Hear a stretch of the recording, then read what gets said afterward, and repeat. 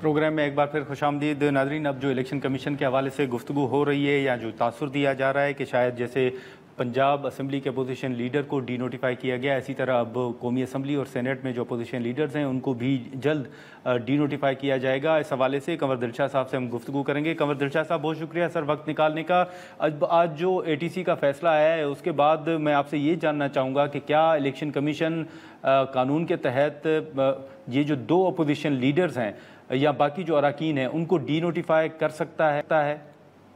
बिल्कुल, election commission Pakistan का नुक्ता नजर ये है कि जब सजा हो जाए तो सजा होने के बाद फिर आइन का आर्टिकल 63(1) में लिखा हुआ है कि अगर किसी पार्लियामेंटेरियन को सजा हो जाती है तो फिर इलेक्शन कमीशन उसको डी नोटिफाई करने का मजाज है। सही।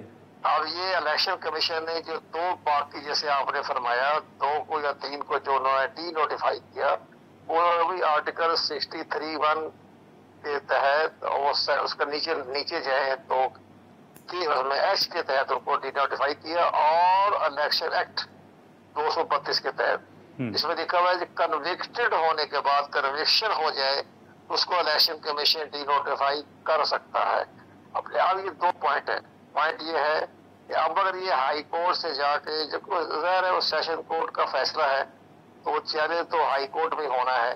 अब अगर हाई कोर्ट की दोनों यानी फैसला भी और जो सजा दी गई है, कन्विक्शन हुई है, उसको भी अगर मुअत्तल कर दे फिर इलेक्शन कमीशन डी नोटिफाई करने का मिजाज नहीं है। नहीं, लेकिन अगर ठीक है, नहीं, लेकिन कंवर दिलशाह साहब, ये जो आपने अपील की बात की तो एक तासुर तो ये दिया जा रहा है ना कि हाल ही में जो पंजाब के अरकान थे जिसमें अपोजिशन लीडर भी शामिल थे, उनके पास भी तो ये ऑप्शन मौजूद था कि वो शायद हाई कोर्ट से रुजू करें, अपील दायर करें, लेकिन एक तासुर है कि इलेक्शन कमीशन ने शायद उनको जल्दबाजी में वो हक इस्तेमाल करने से पहले ही डी नोटिफाई कर दिया।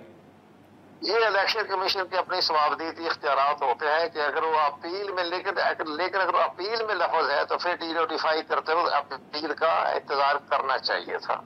अच्छा, ये तो एक बाकायदा एक मुसलमा असूल है, अदालती फैसले हैं, जजमेंट है। तो आप समझते हैं कि आज के फैसले के बाद जो अपोजिशन लीडर हैं सेनेट में शिबली फराज साहब और उमर अयूब साहब, वो डी नोटिफाई होने जा रहे हैं?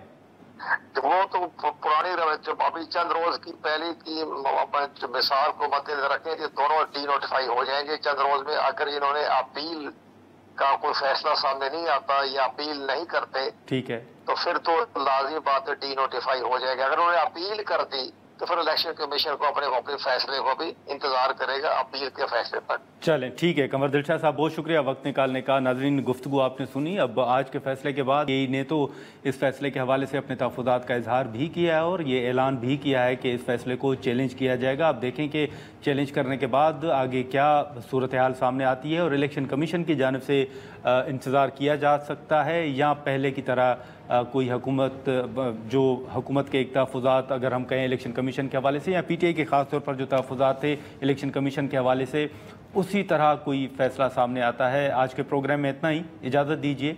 अल्लाह हाफ़िज़।